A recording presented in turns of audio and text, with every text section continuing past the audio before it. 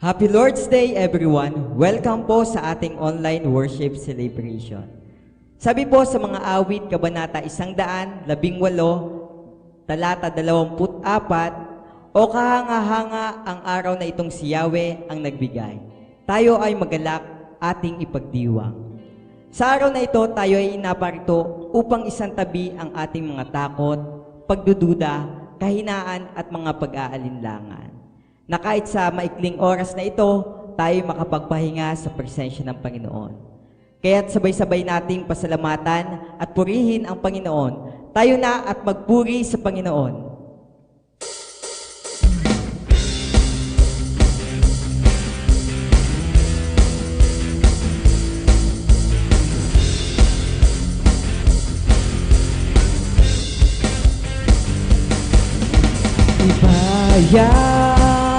Ibayawani mong mga kamot, iluhod,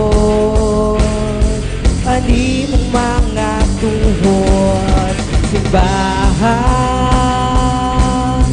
Ginoong manluluwas ta, kay hadol na ang pagbalik niya.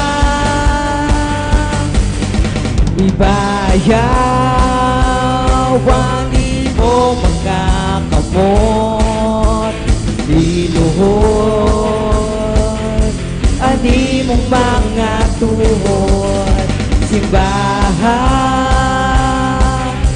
Ginoong manluluwas ta, kay hadol na ang pagbalik niya.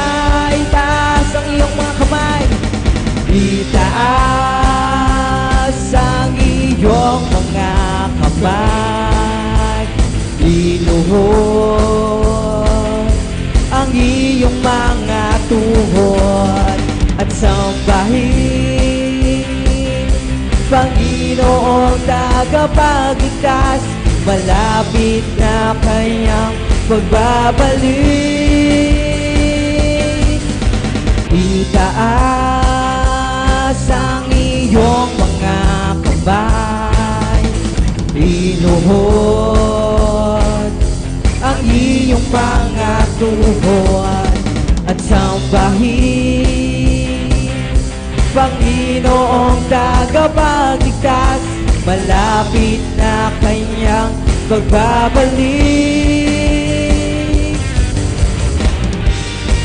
Ayan, patuloy po tayo na magpuri sa ating Panginoon. Wala nang kaba, wala nang takot, hindi na ako mahihiya pa na magpuri sa Panginoon. Wala nang kaba, wala nang takot, di na ako mahihiya pa.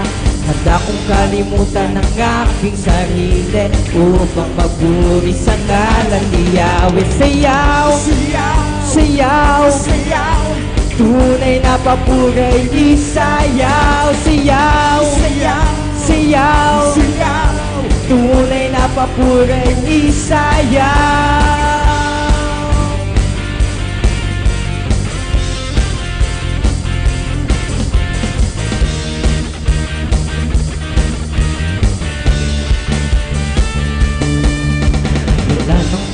Wala nang takot, di na ako mahihiya pa.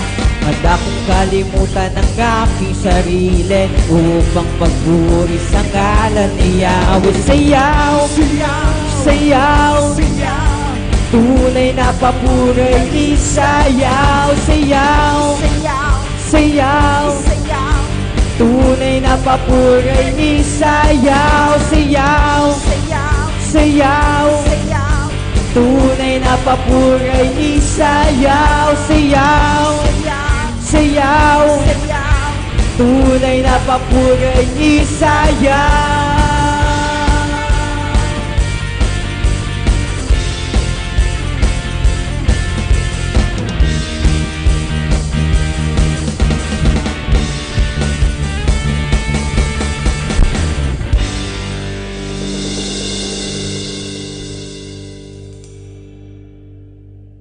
Patuloy po natin sambahin ang ating Panginoon.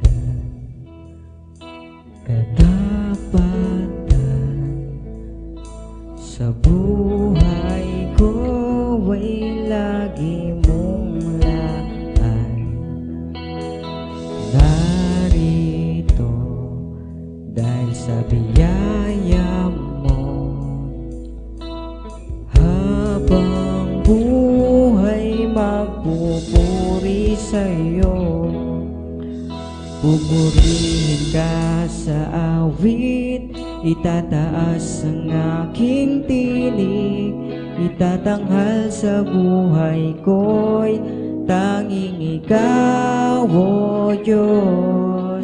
Higit pa sa kalangitan, ang iyong kalwalhatian, kadakilan mo'y di mapapantayan.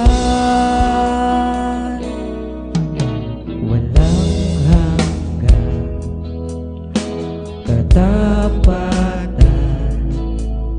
sa buhay ko ay lagi mong laan. Narito dahil sa biyaya mo, habang buhay magpupuri sa iyo. Pupurihin ka sa awit, itataas ang aking tinig, itatanghal sa buhay ko'y tanging ikaw, O Diyos. Higit pa sa kalangitan, ang iyong kalwalhatian, kadakilan mo'y di mapapantayan. O purihin ka, pupurihin ka sa awit, itataas ang aking tinig, itatanghal sa buhay ko'y tanging ikaw, O Diyos. Higit pa sa kalangitan, ang iyong kalwalhatian, kadakilan mo'y di mapapantayan. Jesus, sa'yo ang kapurihan, kalwalhatian ngayon at magpakailanman. Jesus, sa'yo ang karangalan, kapangyarihan ngayon at magpakailanman. Jesus, sa'yo ang kapurihan, kalwalhatian ngayon at magpakailanman. Jesus, sa'yo ang karangalan, kapangyarihan ngayon at magpakailanman. Pupurihin ka sa awit, itataas ang aking tinig, itatanghal sa buhay ko'y tanging ikaw, O Diyos. Higit pa sa kalangitan, ang iyong kalwalhatian, kadakilan mo'y di mapapantayan. Alleluia, purihin ka, dakilang hari, luwalhatiin ka, makapangyarihan, kataas-taasan, ikaw ang Diyos magpakailanman. Alleluia, Alleluia, purihin ka, dakilang hari, luwalhatiin ka,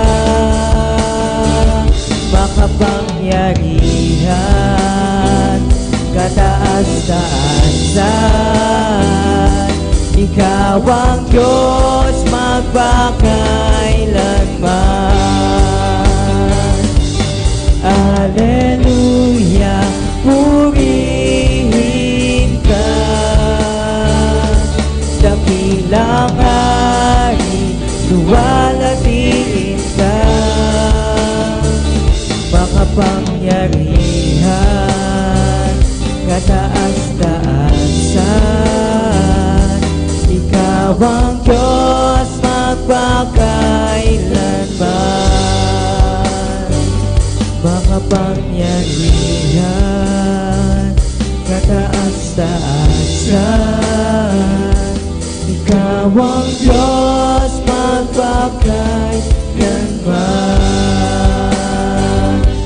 makapangyarihan, kataas-taasan.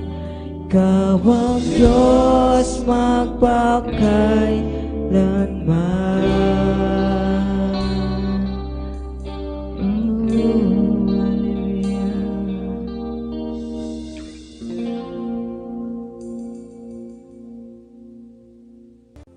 Dumako naman po tayo sa ating communion.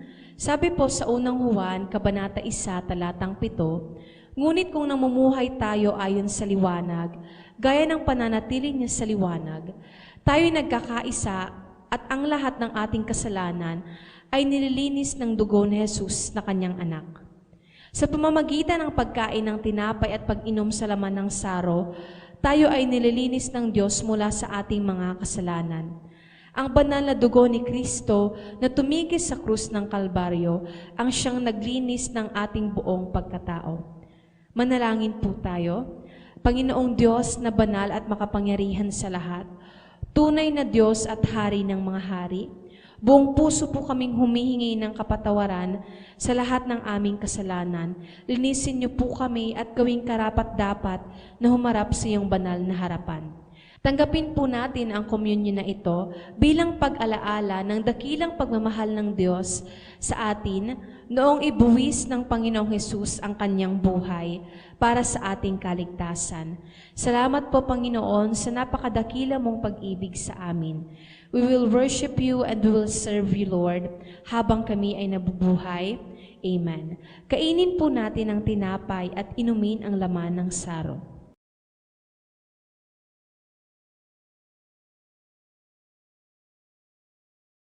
Dumako naman po tayo sa ating pagbibigay. Sabi po sa unang Kronika, Kabanata 29, talata 14, ngunit sino ako at ang bayang ito, buong puso kaming nagkakaloob, sapagkat ang lahat ng ito ay galing sa inyo, at ibinabalik lamang namin. Lahat ng bagay na meron tayo ay galing sa Diyos. Kahit ang ating buhay ay galing sa Diyos, all these things belongs to God. We must bring the portion that belongs to God. Hindi niya ito ipinababalik para sa Kanya, kundi para sa atin upang sumagana tayo sa lahat ng bagay at subukin tayo kung tayo ay mabuting katiwala sa mga bagay na ipinahiram lamang niya sa atin. Lahat ng utos ni Lord ay may kapalit na gantimpala at depende ito kung paano tayo tumutugon dito. If your heart is right, the price is right. Amen? Bring back your tithes to God at asahan mo, kapatid, na kapag tama ang intensyon mo ng pagbabalik ng iyong mga ikapo at handog, asahan mong siksik, liglig at umaapaw ang kayang ibigay at ibalik ni Lord sa lahat ng iyong ginagawa. Tapat si Lord sa kanyang mga salita at ipinapangako, kaya naman maging tapat din tayo sa lahat ng mga bagay na ipinagkatiwala sa atin ni Lord. Magbigay po tayo. Maaari niyo pong ipadala ang inyong mga tithes and offering sa mga account numbers na nakikita ninyo sa inyong mga screen. God bless.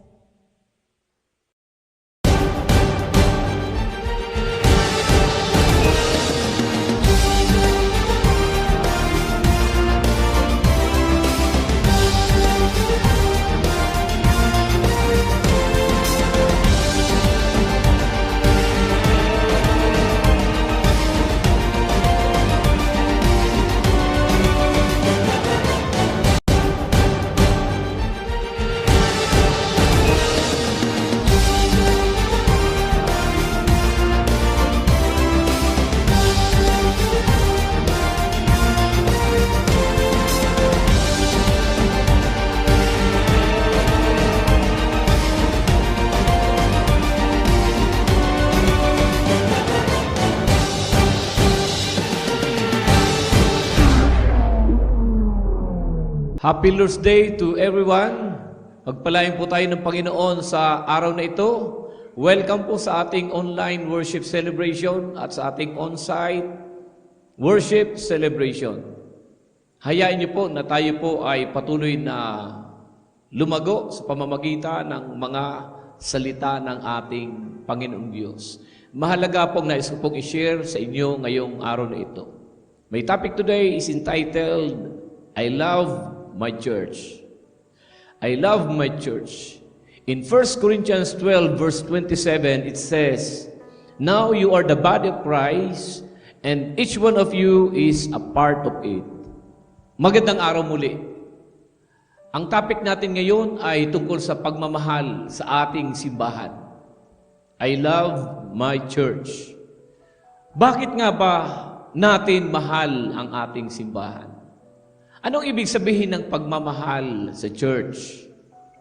Sa araw na ito, tutulungan natin ating mga sarili na mas maunawaan kung paano natin dapat pahalagahan at ibigin ang ating simbahan bilang bahagi ng katawan ni Kristo.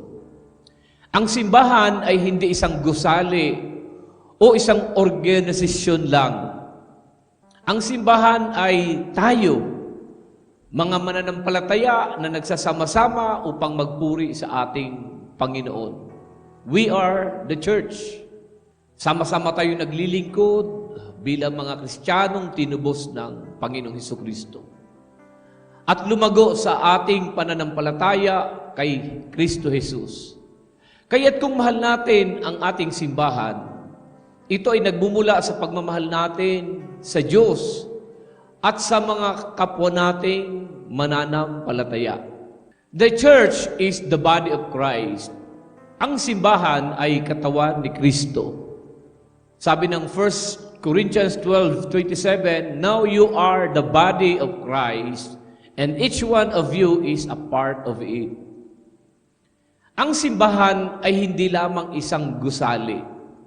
Minsan naiisip natin na ang church ay isang lugar kung saan tayo dumadalo linggo-linggo.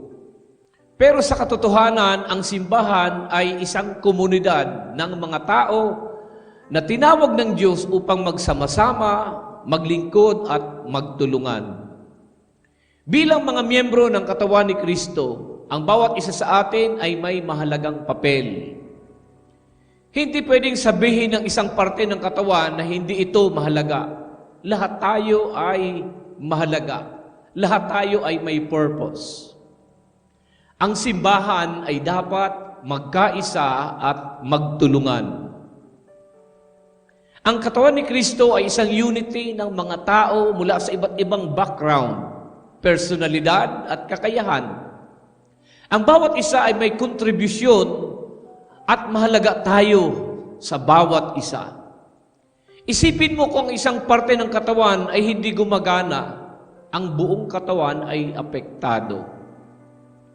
Kaya't bilang katawan ni Kristo, kapag ang isa ay may problema o nahulog, ang buong church ay tinatawag na magtulungan at magdasal para sa Kanya.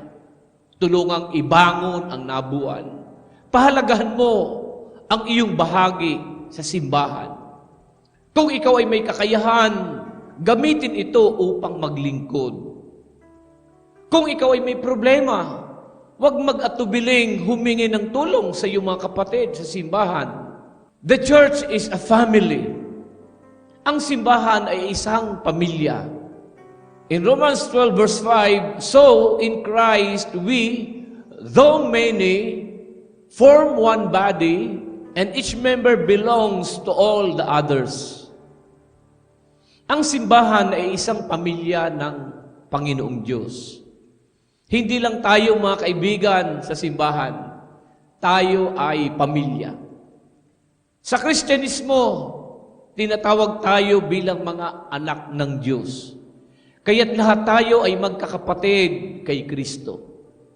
Ang pamilya ay hindi palaging perpekto. Ngunit tayo ay tinawag na magpakita ng pagmamahal, pagpapatawad, at malasakit sa isa't isa. Tulad ng isang tunay na pamilya. Nandoon lagi ang posibilidad na ma-hurt o ma-offend natin ang isa't isa. Ngunit dito tayo lalago sa pamamagitan ng pagpapamalas natin kung paano tayo nagpapatawaran at tinatanggap ang isa't isa. Tulad ng isang pamilya, dapat tayong magtulungan. Kung ang pamilya ay nagmamahalan at nag-aaruga sa isa't isa, ganun din sa simbahan. Kung may mga kapatid tayong dumadaan sa pagsubok, ang simbahan ay may responsibilidad na magtulungan, magdasal at magbigay ng suporta. Isipin mo ang pamilya na kapag may member na may sakit, ang lahat ay nag-aalala at tumutulong. Ganon din dapat sa church.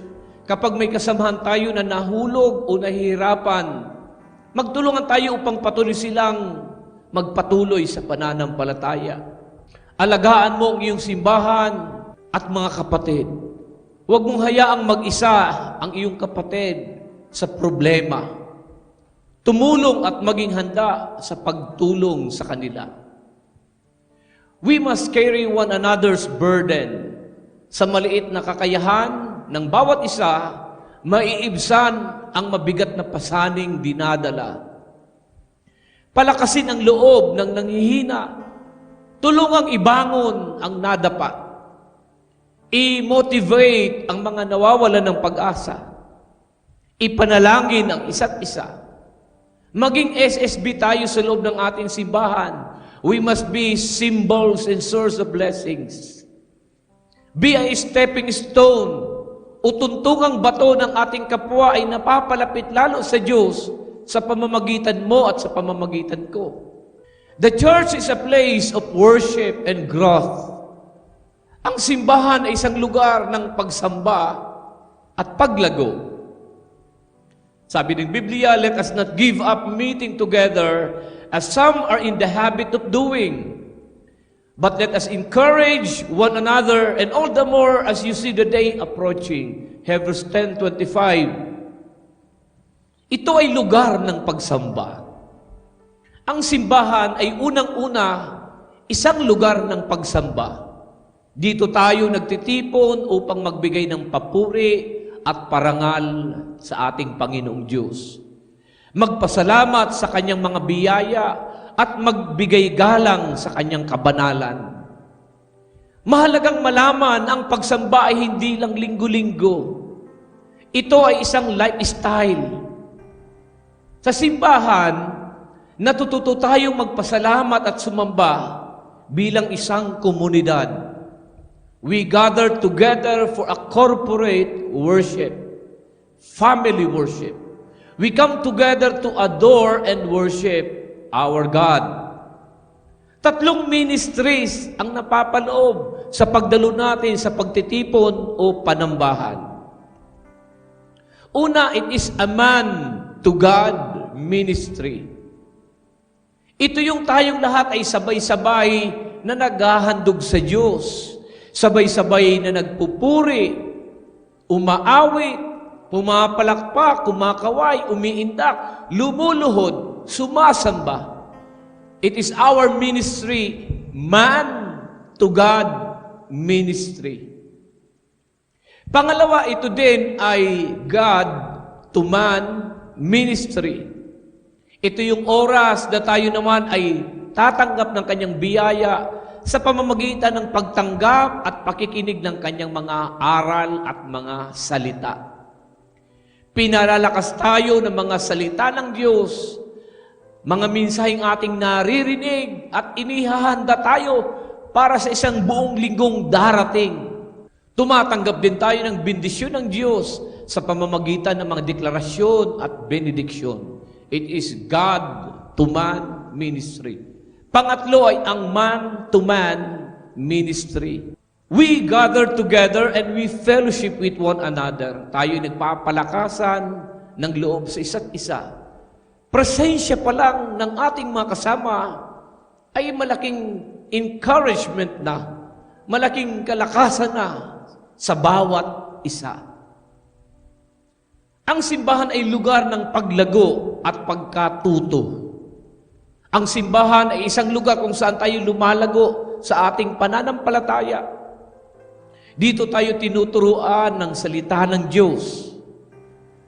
Binibigyan ng mga opportunities para maglingkod at tinutulungan upang maging mas katulad tayo ni Kristo. Mahalaga ang bawat serbisyo at bawat Bible study. Dito tayo natututo ng mga prinsipyo ng Panginoon para maging mas mabuting Kristiyano. Isipin mo ang isang puno na patuloy na lumalaki dahil sa pag-aalaga at tubig na natatanggap nito.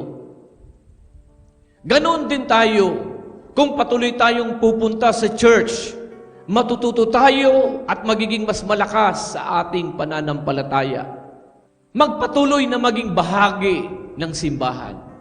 Huwag nating palampasin ang mga pagkakataon na sumamba, lumago kasama ang mga kapatid sa pananampalataya. Let us grow together and worship together. Dumalo tayo sa mga gawain, sa ating mga connect groups, Bible studies, upang tayo ay patuloy na umulad at lumago.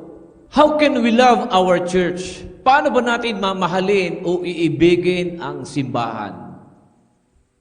Sabi ng 1 Peter 1:22, love one another deeply, from the heart. Ibigin natin ang isa't isa, isang malalim na pagmamahal at galing sa puso. Paano natin ito gagawin, kapatid?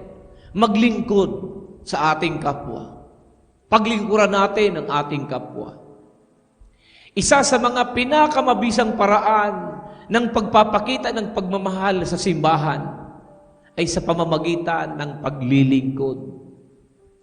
Kung tayo ay magmamahal sa ating simbahan, maglingkod tayo sa bawat membro at sa komunidad. Abutin natin sila. Imbitahan natin ang mga hindi pa nakakakilala sa ating Panginoon. Share to them the goodness of God through our testimony. Invite them in our connect group, in our church celebrations. Use your gifts and talents. Kung anong regalo, talento at kakayahan, gamitin mo ito para sa ating church. Kung anong husay na meron ka sa pagtuturo sa mga bata, sa pagtanggap ng mga bisita, sa pagtugtog, pagsayaw, at anumang paglilingkod, kahit sa simpleng paglilinis. Gamitin natin ang ating mga kakayahan at lakas. Use your resources. Basta para sa ating Panginoong Diyos at sa paglago ng gawain ng ating Panginoon. Gamitin natin ang mga resources na meron tayo. Maging kasangkapan ka ng Panginoong Diyos sa ikagaganda at ikalalago ng ating simbahan. Sa iyong pagbibigay ng ikapwa at handog, sa pag-abot mo ng tulong, sa mga sacrificial giving na ginagawa natin para sa proyekto ng simbahan. Nais nating mapalawak ang gawain ng Panginoon at tayo dapat ay nagtutulungan. Use your influence and your testimony.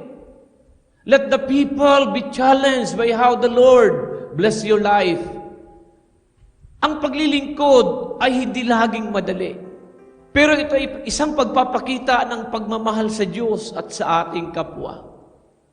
Ang pagbibigay mo lang ng panahon ay kay pupunta ng iyong connect group, magtuturo, mananalangin, magbibigay payo sa mga may problema nating kapatid. It's not easy. Pero kailangan nating gawin dahil kailangan nating magmahal. Unang-una sa Diyos at sa ating kapwa. Magdasal tayo para sa ating simbahan. Ang simbahan ay nangangailangan ng panalangin. Ipagdasal natin ang ating mga kapatid sa Panginoon. Ipagdasal ninyo ang inyong pastor, ang ating mga leaders sa church. Ang bawat miyembro ng simbahan, upang patuloy tayong lumago at maging matatag sa pananampalataya. Magpakita ng pagmamahal at pagpapatawad. Tulad ng isang pamilya, may mga pagkakataon na nagkakaroon tayo ng hindi pagkakaintindihan. Kaya't mahalaga na magpakita tayo ng pagmamahal at pagpapatawad sa kapwa natin sa loob ng simbahan. Isipin mo ang isang magandang relasyon sa pagitan ng pagmamahal at pagpapatawad. Ganyan ang relasyon na nais ng Diyos na makita sa loob ng kanyang simbahan. Ipakita mo ang iyong pagmamahal sa simbahan sa pamamagitan ng paglilingkod, pananalangin, at pagpapakita ng malasakit at pagpapatawad sa iyong kapwa. Sa aking pagtatapos, mga kapatid, Ang pagmamahal natin sa ating simbahan ay hindi lang basta nararamdaman. Ito ay ipinapakita sa ating mga gawa. Ang simbahan ay katawan ni Kristo, isang pamilya, isang lugar ng pagsamba at paglago. Mahalin natin ang ating church sa pamamagitan ng paglilingkod, pananalangin at pagmamahal sa isa't isa. Manalangin po tayo. Panginoon, salamat po sa biyaya ng simbahan. Salamat po sa bawat kapatid na bahagi ng aming komunidad at samahan. Naway patuloy naming ipakita ang aming pagmamahal sa loob ng simbahan, sa pamamagitan ng taos-pusong paglilingkod, pagpapatawad sa nagkasala at panalangin sa pangalan ni Jesus. Amen. Go and love your church. Hayaan nating patuloy nating madakil ang Panginoon as we continue to love Him and as we continue to love His church. Pagpalain tayo ng ating Panginoon, palapakan natin ang Diyos, magsitayo, itaas ang mga kamay at ako'y nagdideklara. Ang kapayapaan ng Panginoon ay sumaating lahat. Ang panatag na puso, ang matiwasay na pag-iisip, ang masayang kalooban at malakas na pangangatawan, ang pinagpalang buhay at kabuhayan ay dumali sa iyo at sa iyong sambahayan. Pakaingatan ka ng Diyos sa isang buong linggong darating at ang kapayapaan niya maghari sa atin. Tanggapin natin lahat ito sa pangalan ng Ama, ng Anak at ang Espiritu Santo. Lahat ay magsabi ng Amen. Happy Lord's Day. Happy New Year.